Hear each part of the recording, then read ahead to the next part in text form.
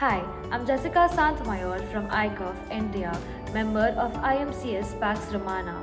Today, as part of the 16 days of activism, I'm reflecting on the theme Understanding Digital Violence and how it affects women and girls in the society we live in. Today, in the world we live in, technology connects us more than ever, but the same digital world has taken new forms of violence. These forms are often invisible but are deeply damaging. Digital violence includes like online harassment, bullying, sharing of images, cyberstalking, trolling, identity misuse, hateful messages, and threats.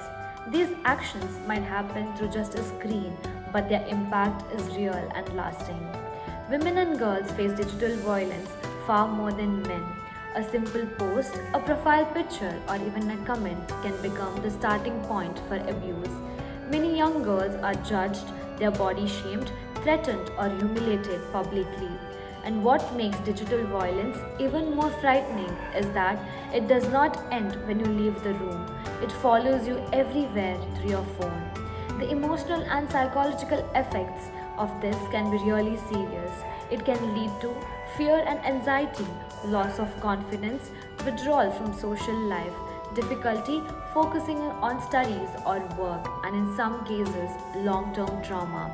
And yet, many victims choose silence because they fear blame, judgment, or not being taken seriously.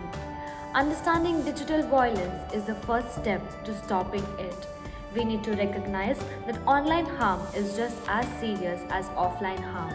We need to support survivors, call out abusive behavior, report harmful content, and create online spaces where dignity and respect comes first. As young people, we have the power to change the digital culture. We can choose to be responsible, compassionate, and aware.